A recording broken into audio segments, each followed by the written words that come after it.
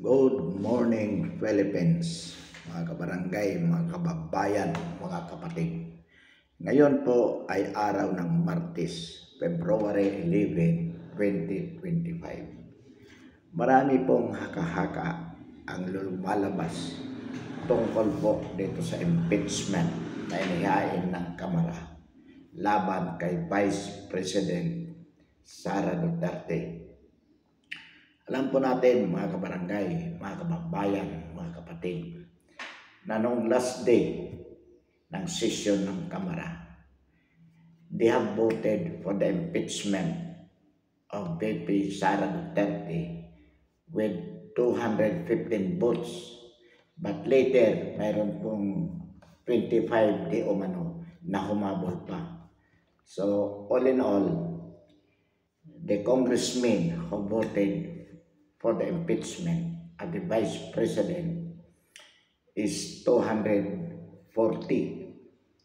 So kung ang members of the House ay 306, so meaning mga 63 or 65 something ang hindi bumoto. Anyway, sapagkat more than the needed majority, which is only 1/3, ang nakuhang signatures for the impeachment of Inday Sara from the House of Representatives.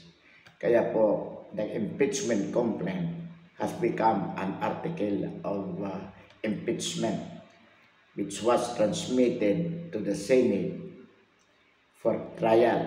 But then, bago po naumpisahan ng Senado yung process of impeachment trial, ay sila din ay nag-adjourn ang Senado at magbabalik sa June 2, 2025 after the election. Ang unang pong proseso dapat ng Senado pagkatapos na ma-refer ng Secretary General o ano ba tawag ng Administrative Officer ng Senado sa plenary, dapat po ay manumpa bilang impeachment judges ang mga senador. Yan po ang unang hakbang pagkatapos na ma-refer sa plenary. Pero yun nga, nag-adjourn sila bago pa ito ma-refer ng Secretary o Administrative Officer ng Senado to the plenary. Kaya ang marami pong haka-haka ang lumalabas na kung pagbabasihan po yung calendar of session ng Senate, ay mawawalan po ng oras ang 19th Congress, itong Senate, na maituloy ang impeachment o magkaroon ng trial sa impeachment. Sapagkat kung magbubukas sila sa June 2, then bibigyan pa ng 10 days yung respondent, ang Vice Presidente, to submit her counter or her answer bago pa magsimula ang trial. So 10 days, hanggang February 20, 10 days na lang ang matitira. So definitely, kung magkakaroon ng trial on the merit, ay talagang kulang na kulang kasi mag-represent ang prosecution, then ang defense naman bago po magkaroon ng judgment. So practically speaking, talaga wala na pong panahon. Ngunit marami pong lumalabas na haka-haka dito. Ito nga sinasabi na pwede namang magpatawag ang Pangulo ng special session upang during this campaign recess mula ngayon hanggang June 2 ay magkaroon na ng maumpisa na ang trial. And hopefully, bago mag-end ang 19th Congress sa June 30, ay mayroon ng judgment either conviction or acquittal. Pagka-conviction, ibig sabihin, na-impeach si Baby Sara with at least 16 votes of the senators. Kung hindi po makukuha yung at least 16 votes, that means automatically acquittal. Ano po kung sakali po magkaroon ng conviction, ano po ang penalty dyan? Well, perpetual disqualification from public office. Hindi na po siya pwedeng tumakbo sa anumang posisyon sa pamahalaan habang buhay. Yan po ang penalty. Without prejudice to filing of any criminal cases na pwedeng i-file sa kanya, assuming she has committed crimes in the performance of duties. So, hiwalay na kasi pagkatapos na siya ay matagal. But so far as impeachment is concerned, ang penalty po dyan ay disqualification, dismissal from office, plus disqualification, perpetual disqualification to hold the public office. So, yan po. Ngayon, ano po ang ating palagay o opinion dito? Ang sinasabi nga po natin sa dati na sa previous vlog natin, ipipilitin ng 19th Congress o nitong mga senador na to na ma-impeach si Inday Sara bago mag-June 30. Yan po ang ating palagay. Bakit? Sapagkat talagang tatrabahuin ito ng administrasyon ni PBBM na talagang matanggal sapagkat ito talaga ang kanilang grand design. Ito yung kumbaga pinakaanong plano talaga na dapat matanggal para bilang presidente o pag mawalan na sila ng tinik sapagkat alam nila na habang nandyan si Inday Sara as Vice President, ito ay magiging tinik sa kanilang lalamunan upang hindi nila magawa ang kanilang kagustuhan na mangurato sa sambayan ng Pilipino.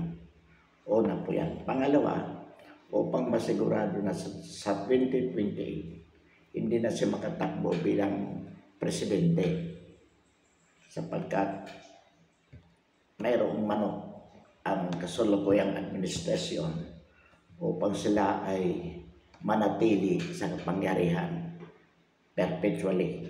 Yan talaga ang pangarap ng bangag na Pangulo na ito with Lisa Marcos Araneta na napakagaling po. So, ang paniniwala po natin talagang pipilitin nila na ma-impeach at maari po sa tingin natin na magpatawag na ng special session ang Pangulo.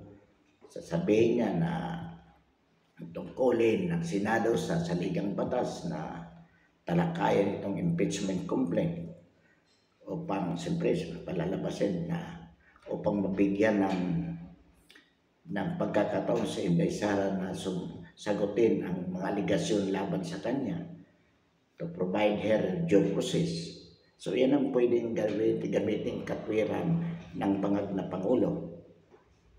So magkakaroon po ng trial kahit yung ibang mga senador ay nasa kampanya, pero dahil sa pera papasok sila para lang kunwari magkaroon ng trial, murong-murong trial, at bago mag-June 30 magkakaroon po yan ng conviction. Yan po ang ating paniniwala dyan. Ngayon, talakay po natin ang ibang haka-haka. May sinasabi sila na yun nga, kahit recess, pwede pong magpatawag ng special session ng Pangulo para lamang sa impeachment. And we believe na ganon talaga ang mangyayari. Ngayon, kung assuming na hindi, June 2, ang sabi ng iba, pwede naman na ituloy ang impeachment with the new composition of Congress, the 28th Congress sa July 1. Kasi itong 19th Congress ay magtatapos nga po sa June 30 at noon, 2025. Papasok naman yung 28th Congress, July 1, magsisimula ang kanilang business. At ang sabi nila, pwede namang ituloy ang impeachment ng mga bagong composition ng senador. Well, at saka bagong composition ng lower house. Yan po ang sinasabi ng iba. Sapagkat sabi nga nila, may mga opinion na the unfinished business of Congress, specifically this impeachment process, ay hindi naman yan magtatapos sa pagtatapos ng 19th Congress. Sapagkat sabi nga ng narinig natin, iba naman ang impeachment judges kaysa mga senador. Kaya nga manunumpa sila, they will take their oath of office as impeachment judges before they start the trial, the impeachment trial. So yun po yung sinasabi ng iba. Although narinig natin dati yung Chief Justice, yung Associate Justice ng Supreme Court sa katauhan ni Antonio Carpio, sabi niya, well, the impeachment will start all over again with the new Congress.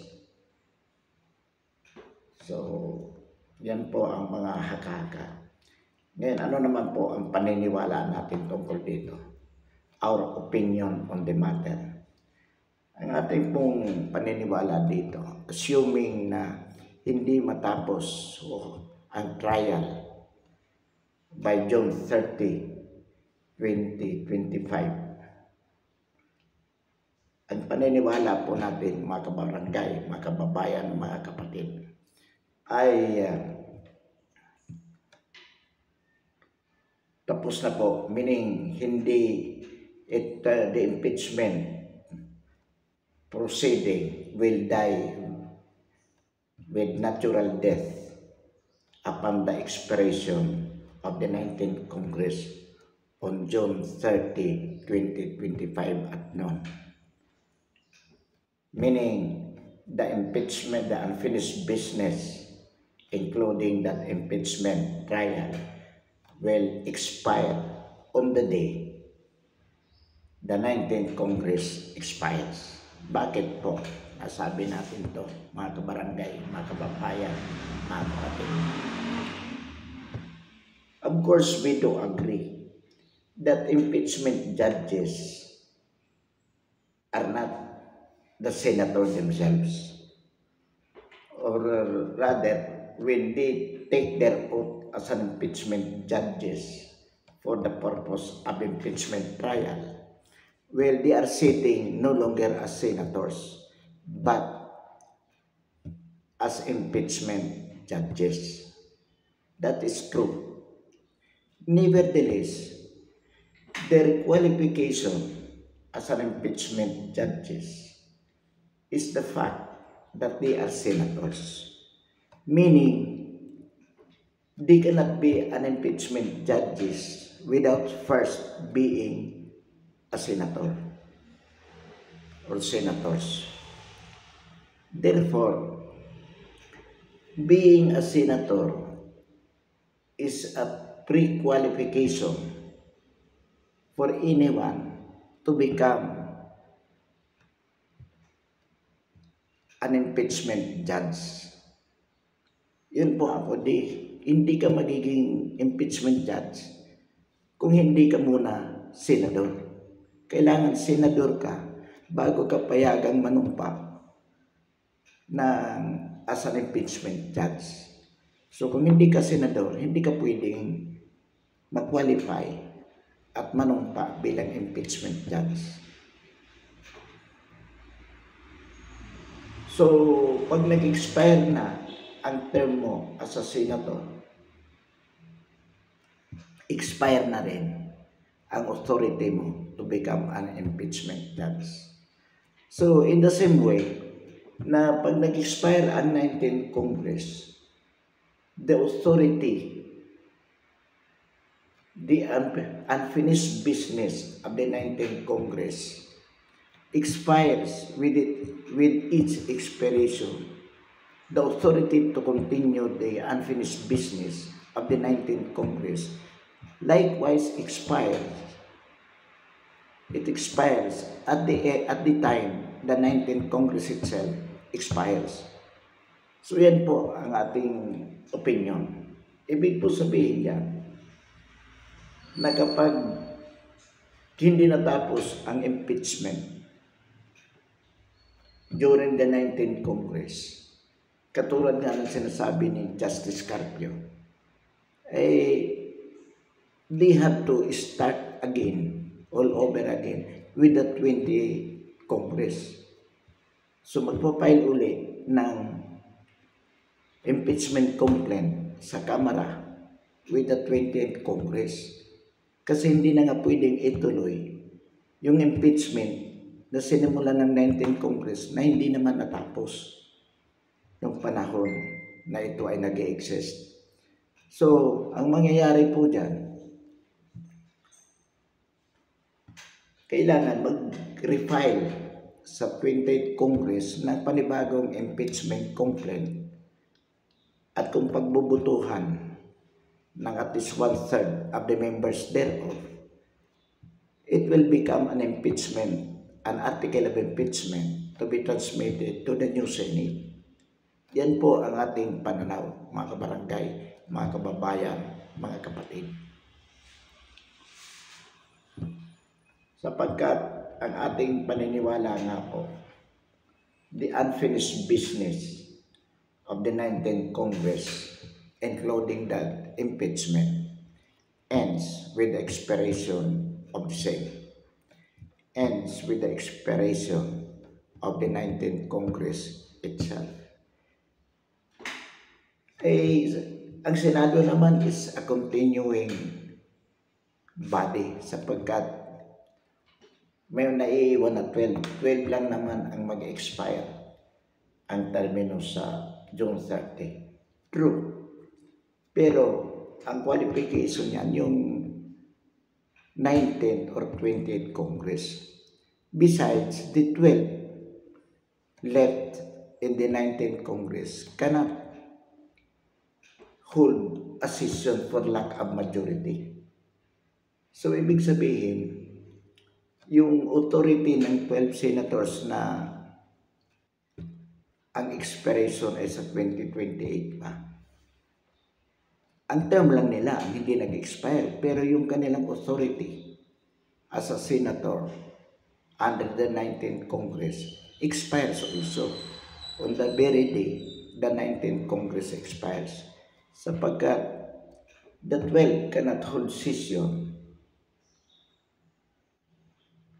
to continue the business for lack of majority. Kasi ang majority is 13 at least. Pero ang 12 mag-expire.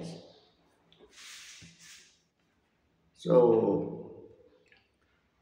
ang ating paniniwala po, kung hindi matatapos ng 19th Congress ang impeachment trial, meaning until June 30 at noon, then baliwala na yung impeachment, article of impeachment na isinomite sa Senado. Ngayon, ang nakalagay po sa saligang batas, hindi pwedeng sampahan ng impeachment complaint sa loob ng 1 taon ang isang opisyal. Meaning, you cannot file twice within a year an impeachment complaint against the same public official. So, ibig sabihin, maghintay pa ng 1 taon uli bago masampahan sa BP Sara ng impeachment complaint ng 20th Congress. Kasi papasok yan sa 1-year ban. Nakalagay sa saligang batas, pag na applicable lamang yung 1-year ban kapag na isumiti sa na-refer ng plenary sa Kamara sa Justice Committee. Dito naman kay Inday Sara, hindi naman na-refer ito. Dumiretso ito sa Senado sapagkat more than 1/3 necessary votes ay nakuha agad. Well, applicable na rin po ito kasi ang the purpose of referring the impeachment complaint to the Justice Committee is to determine whether the impeachment complaint is sufficient in form and substance. At pagka na-determine nila na sufficient in form and substance ang impeachment complaint, i-refer sa plenary for votation. And with at least 1/3 votes, it becomes an article of impeachment to be transmitted to the Senate for trial.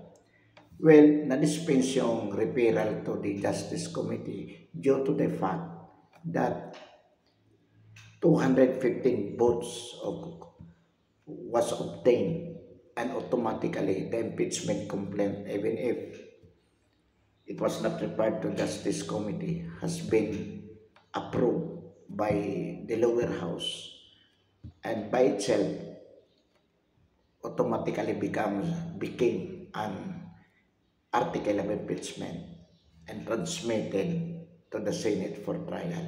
In other words, applicable po yung 1-year ban dito sapagkat as good as it was referred to, even if it was not actually, due to the fact that more than the needed 1/3 votes was obtained. So ano po ang ating masasabi dito?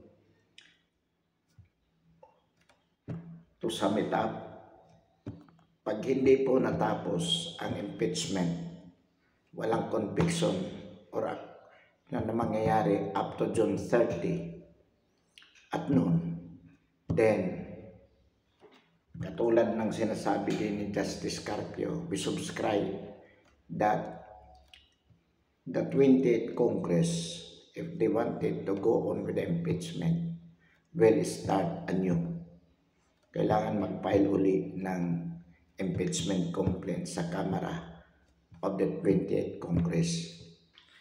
And the new composition of the Senate, yung remaining 12 at saka yung mananalo sa May election at 12 senators will become the impeachment judges to try the impeachment that would be submitted anew by the House of Representatives under the 20th Congress. Pero ang sinasabi nga po natin, and let us observe it, mga kabarangay, mga kababayan, mga kapatid, lalo na po kapag nagpatawag ng special session ang Pangulo for the purpose of the impeachment trial with the 19th Congress, magkakaroon po ng kangaroo trial sapagkat inuulit po natin ang impeachment trial. Although supposedly it has to be trial on the merit, meaning kung talagang may sapat na ebidensya that will substantially support the impeachment complaint, saka lang dapat magkakaroon ng conviction. But in reality, impeachment trial is more political. It is politics than trial on the merits. So, with or without the merit of the impeachment complaint, kapag bumoto ang at least 16 senators for conviction, then impeachment will have against the Vice President. Ngayon, considering this 19th Congress, the composition, boboto ba sila for conviction? We believe dahil po sa pera. Kasi kung mapupuna po natin, mga kabarangay, mga kababayan, mga kapatid, kahit na yung tumakbo noong 2022 under the banner of PDP Laban, mga tao ni Duterte. Ngayon po, they are now running under the banner of PBBM. So, ibig sabihin, bumaliktad na sila. Katulad ni Tolentino, Villar, Revilla, Cayetano.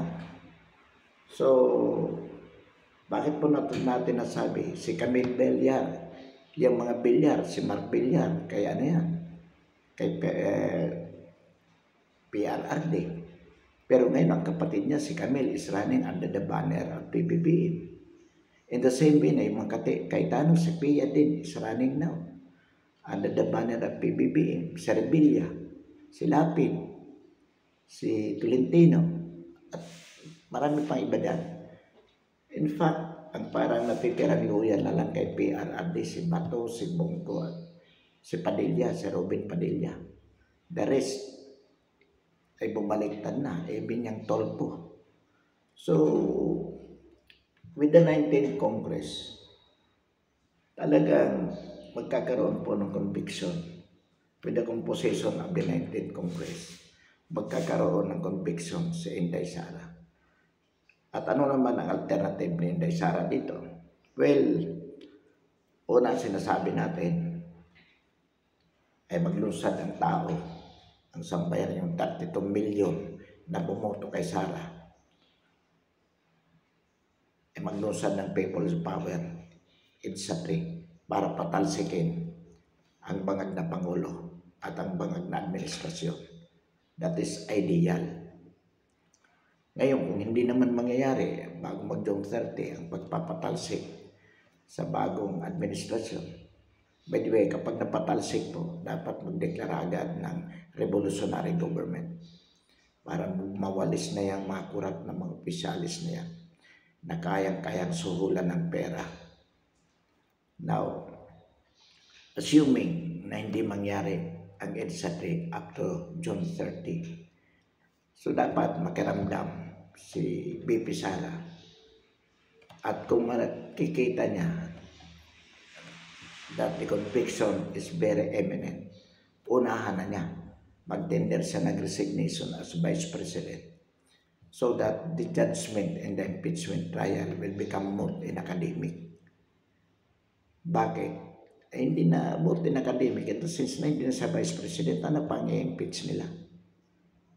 So, the purpose is to avoid being perpetually disqualified from running any public office. So, wise move po yun.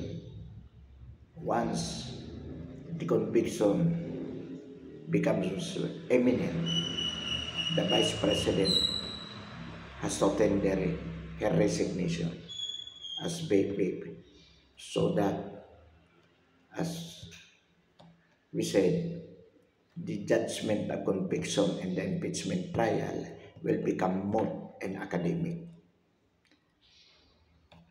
So, yan po yung ating paniniwala at opinion natin pong ibinabahagi sa sambayan ng Pilipino, mga kabarangay, mga kababayan, mga kapatid. Pansamantala po, wakasan natin ang ating talakayan ngayong umaga. Marami pong salamat.